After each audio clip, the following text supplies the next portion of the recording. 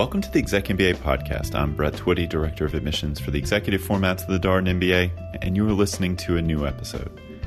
So on this episode of the podcast, I'd like to feature a conversation I recently recorded with Amanda Richardson.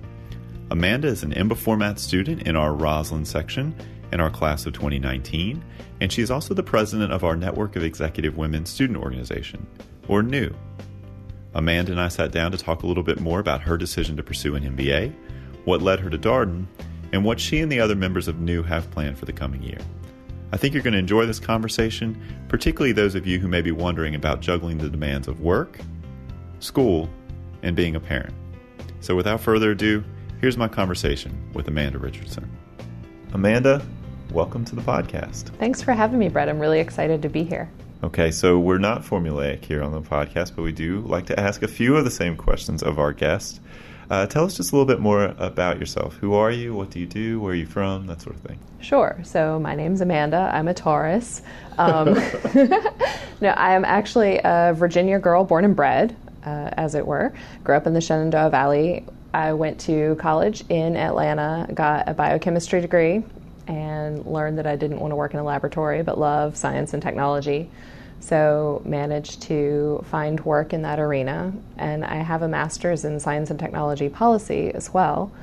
Have been working for the federal government in technology development for quite a while, and over the course of my career have moved from project and program management into more the big picture business and operational side of how we do technology development. So had a lot of on-the-job training about business, but no academic grounding in it, and felt that an MBA might be useful in exploring some of that. So I decided to start exploring MBA programs, and now here I am in my second year of my Darden MBA. Quarter 7, about to be quarter 8. It's mind-blowing. It's truly mind-blowing how quickly it has gone. We always tell people that, and I think, it's funny, I was around our 2020s this past weekend. They're in their first weekend residency, which is it's a tough one, right? Absolutely. Yeah, you're just getting started. It's overwhelming. Yeah. There's just so much. It's it's decision analysis and global economics, 2 tough courses, and you're just kind of figuring out your schedule too. Mm-hmm. And so to see them, and then to also be around the 2019s, y'all who are like, the end is near. Right? We're getting more laid back. Is that what you're suggesting? Oh, well, I think you get better at the school thing, right? Absolutely. We have figured out more where our rhythm is, mm-hmm. where our individual rhythm lies, be it, the people that come here after class to grounds here in Rosslyn, and maybe after work come in, do some work on school, and then head home, or the people that are weekend warriors, as it were, and do all their schoolwork on the weekends, or whatever it may be. Mm-hmm. I know one of my classmates in the Charlottesville section gets up at 3 a.m. to do work, but then his evenings are free for his kids. That's right. Everybody has their own schedule, and it takes probably 4 months, maybe more. Every quarter is its own challenge sometimes. Well, and I was challenged with it because I did Q1 here, and then in Q2 I traveled. So any rhythm that I found in Q1 didn't work in Q2 because we have a different schedule for classes. Right. We don't have the on-grounds weekends. We have the week-long global mm-hmm. residency. So then I got back to Q3, and that's after the Christmas break too. And I felt like I was starting over again, finding my rhythm and things.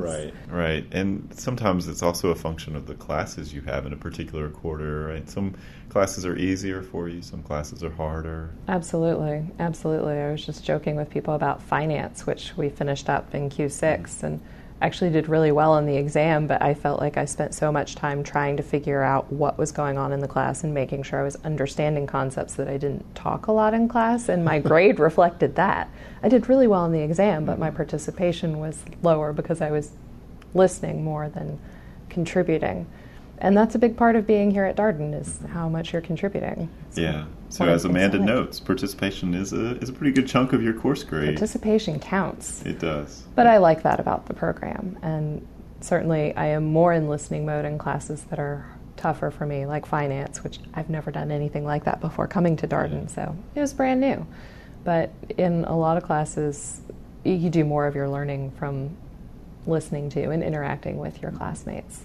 Yeah, I'm glad you made that point about finance. I asked another one of your classmates this question because prospective students puzzle over it. I don't have a traditional business background.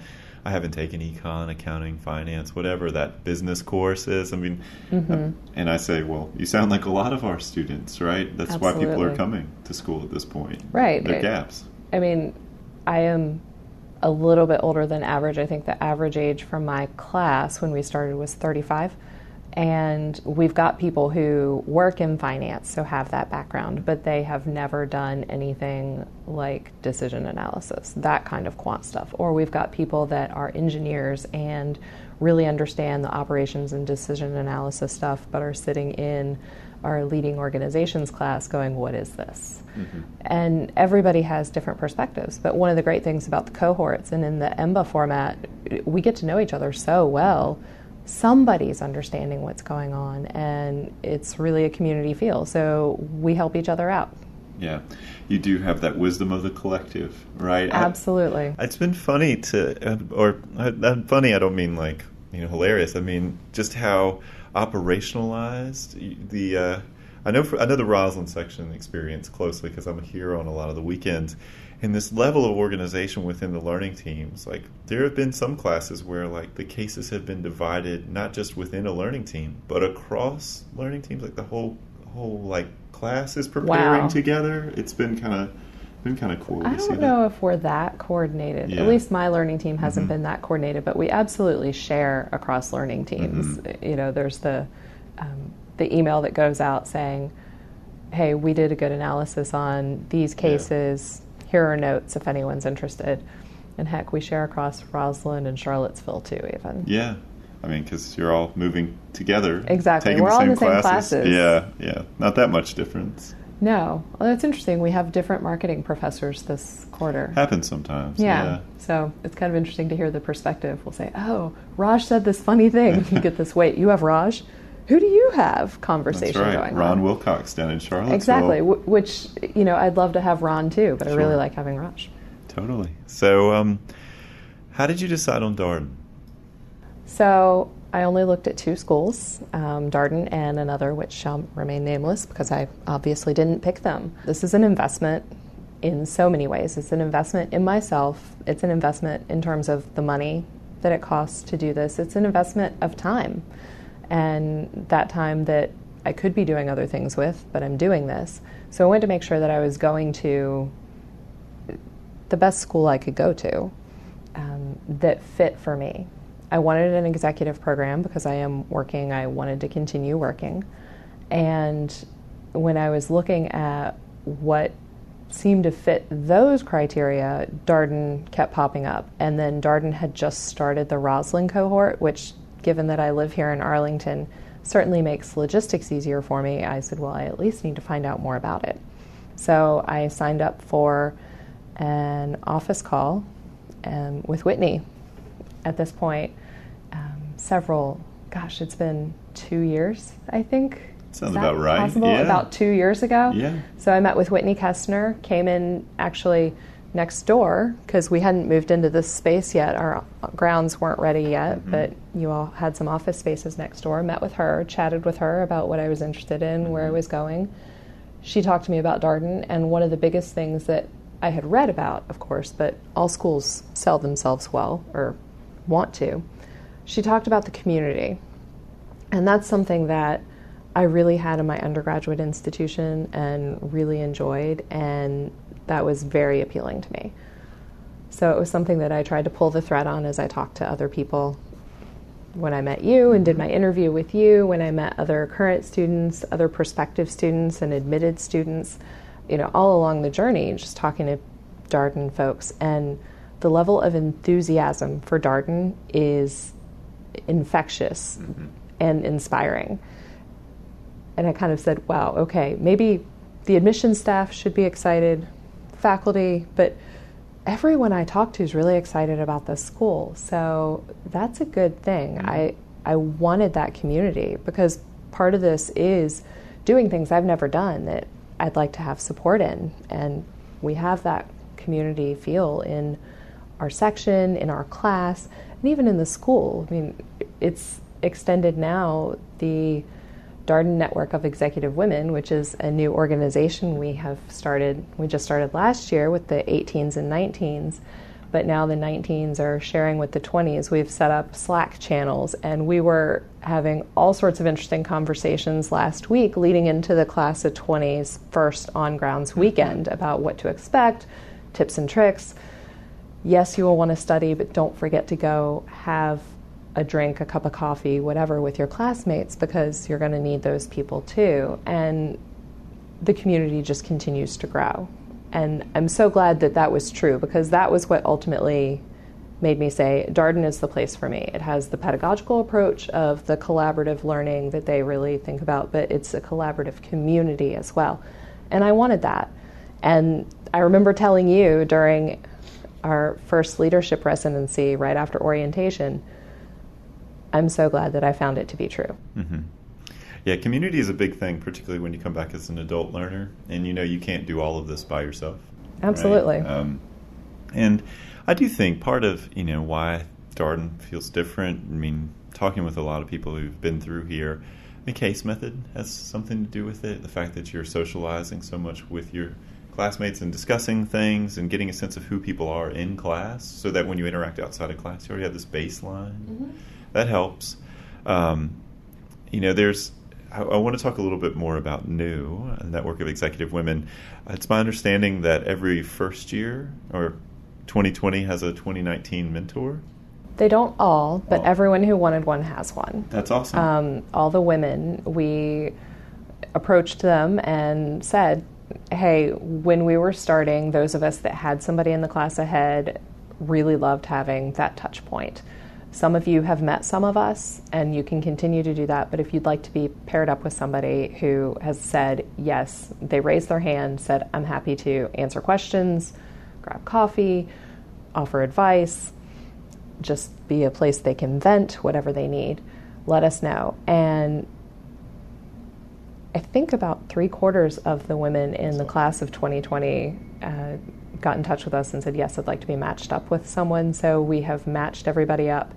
And we did everything from, okay, you already know these two people, so we're going to connect you with someone else that you don't know already, to you have 2 children and are expecting your third, so let me connect you with a mom of 2 young children who moved across the country in the middle of our first year of Darden to start a new job. And trying to find people who would either offer something different or offer something similar, but that could really connect on that level of, yes, we've been where you are. Mm-hmm. Well, that's so important for people who are juggling a lot when they're coming back to school. I mean, particularly the demands of being a parent or anything, to know that someone was able to do this, right? Had similar time commitments, similar challenges, however you want to think about it, and was able to succeed. I agree. It's one of the things that I've said about a lot of things, right? If you can see someone like yourself who's done whatever it is you're about to embark upon, it's easier to imagine yourself being able to do it as well. Yeah. You're not having to completely blaze a new trail yourself. And certainly it was helpful to me getting to know some of the women in the class of 18 and talk to them about what they were doing. I know Christine Campbell, who was one of the co-founders of the Network of Executive Women, and she just graduated, but she became a close friend. And I never met her in person until this past May, but we connected last August and got to be such good friends. And she was such a great resource for me. And so many of the women in my class had stories like that, of someone in the class ahead who they had met through the admissions process or met early on in their Darden experience, who had been a great source of support, of advice, and just someone who could say, yeah, I've been there, hang in there, you can do this. So do you think you'll eventually get to a point where you get a second-year mentor and an alumni mentor? We think that that would be fantastic. So the organization is new. It's on new, multiple levels. On multiple levels, yes. The Network of Executive Women, so we call it NEW as an acronym, but it's also new as in it hasn't even been an official student organization for a year yet. We officially got chartered in November, I think, of last year. Okay, So we're approaching not even, your 1 year anniversary. Right, we're approaching our first anniversary. But we are absolutely working on ideas for how we can incorporate the alumni more, and alumni mentorship as you make the transition potentially in your career is another thing that we think would be fantastic. But we have sort of focused on current students first. Yeah, well, it makes sense. You're all here going through the program together. Right. But 2018s who were members, they are alumni now. Absolutely. You'll be an alum soon enough. Right, and so that's helpful because that grows the cadre of women who were part of the organization, who are willing to do it as well. And I think over time, the alumni connections to women who were part of the organization when they were students will grow and will help foster some of that as well. But the Darden alumni organization has a women's group. I don't know what they are called, but they have been really helpful for new as we've stood up. We've done a few events that either they have come to a social event we've had or they've invited us to join some of their events as well. So we're finding a lot of interest in this and a lot of support for it, which has been fantastic. That's great. That's great. So I guess a slightly more personal line of questions here. So I know you're a mom, and one of the questions I get most often from parents is, and particularly moms, I would say, is how do you juggle something as demanding as business school, and Darden specifically, and being a mom? I mean, I know this is something you thought about when you were evaluating this decision. Absolutely. So I am a quant nerd. I embrace that about myself. I had spreadsheets about the two schools I was considering and the number of days and when you have evening classes and things like that, trying to figure out how I would fit it into my schedule. As I like to say, all of us are balancing different things in our lives here, but for the parents especially that I've talked to, that is one of the biggest things that we're thinking about is how do we do all of this and do it effectively. But one of the reassuring things that a lot of the women in my class who are mothers and I have talked about is that we also like the example it's showing our children that we can be a mom and be working and be doing something that's a good investment in ourselves, be going to school. And it demonstrates so many things. It demonstrates the importance of education. It demonstrates that we think that there is room to do multiple things in life, and it demonstrates dedication and perseverance, which, depending upon how old your children are, they may or may not get that part of it. Right. I have two boys. They're 2.5 and just turned 5, so it's been interesting talking about me going back to school last year because my 5-year-old started kindergarten last week. So as we approached that adventure and talked about being nervous about going to a new school and things, we got to talk about Mommy having been nervous about going to a new school last summer when I started school. So it's been a good learning experience for them as well. But there are also things that I don't do anymore. I don't go to the grocery store anymore. I order my groceries online because I can do that whenever I want to, and then I just go to the store and pick them up. You know, I push a button, tell them my last name, and someone brings them and puts them in my car. So I don't pick my own produce, but it saves me a lot of time, and I can order the groceries at 3 in the morning if I'm so inclined. I also do try to find one weekend day each weekend that I don't do schoolwork, at least during the daytime, where I can dedicate my whole day to the boys. It's like, okay, I'm not doing schoolwork at all today. I'm just going to play with you guys. And then I may try to sneak in a little bit of reading on the other weekend day, but you find ways to balance. A lot of it's finding what rhythm works for you.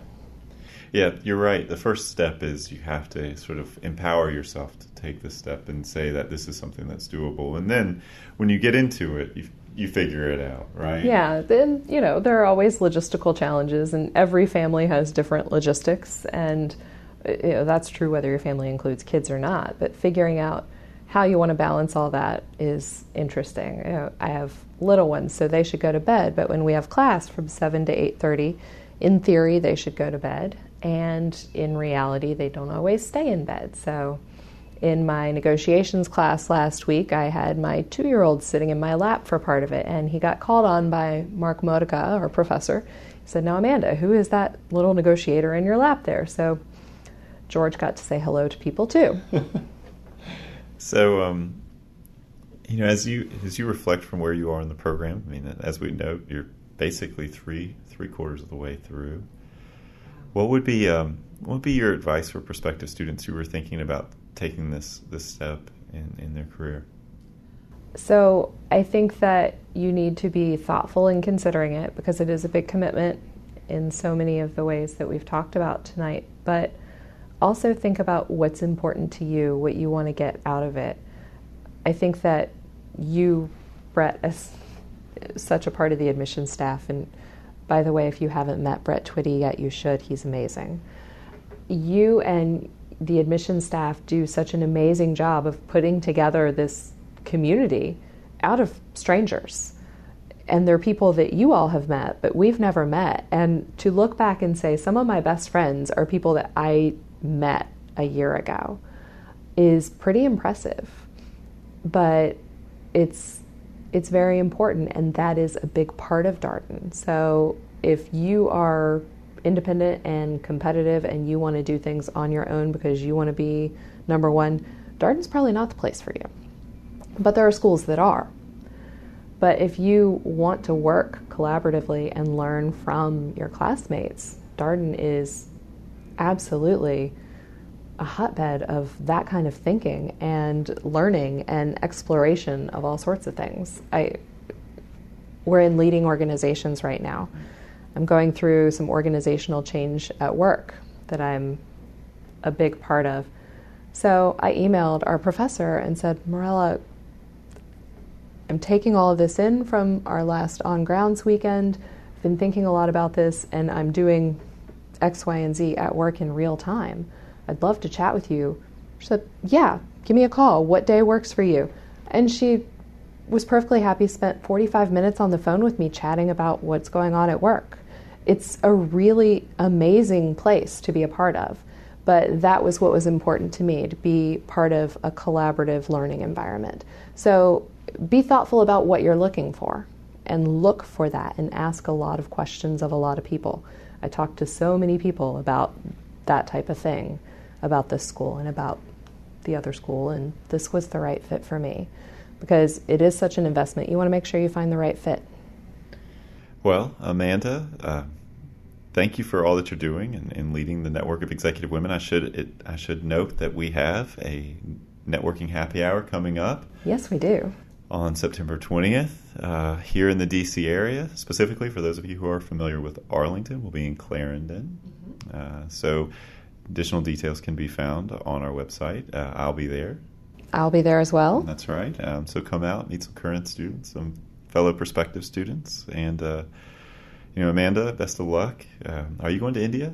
I am going to India. Okay, so I went on the first global experience to South Africa, and there were, I believe, about 16 of us who are not Gembas, not global EMBAs, who went on that trip. So obviously all of the Gembas are going to India. Of the 16 of us who were not Gembas, I'm pretty sure that the majority of us are also going to India. Yeah, so your class, for our listeners at home, the class of 2019 had a unique situation. I think it's been present in other classes, but I thought the 2019s in particular had Gemba envy from the like almost immediately from quarter to South Africa residency. The EMBAs who came off of that trip came back to Rosslyn and Charlottesville and almost were invariably like, "Oh my gosh, I should have been a Gemba." And it's one of the reasons why we have 34 Gemba format students in the class of 2020, which is the largest number of Gemba format students we've ever had, because there were so many people who came off these trips and were like, man, I should have thought deeper about the schedule. Maybe I could have made it work, this whole deal. So I'll say I have semi-Gemba envy, but I'm also okay with the way I did it But I'm really excited I get to do another global residency. I think it'll be fantastic. Yeah, so EMBA format students can do one and maybe a second one. Space availability is really the wild card there. But occasionally there are additional global opportunities, a Darden Worldwide course or two that may be offered. We've had students in the past in the executive formats go to Japan, Cuba. So we're going to Brazil in January. That's right. So that is now a global residency for our class of 2020 and beyond. So Lottie Carr, who's great and leads executive programs for the Center for Global Initiatives. So we had her on the podcast, and it's a forthcoming episode all about the many global opportunities available to executive format students. So you have to listen to that one. Definitely. We'll have a great time in India. Thank you. And thank you for taking the time, Amanda. Well, thank you for having me, Brett. Amanda Richardson, an EMBA format student in our Rosslyn section in our class of 2019. Of course, as always, if you have comments, suggestions, requests, anything you'd like for us to cover here on the ExecMBA podcast, we're all ears. We can be reached at exec, that's EXEC, MBA at darden.virginia.edu. And until next time, thanks for listening.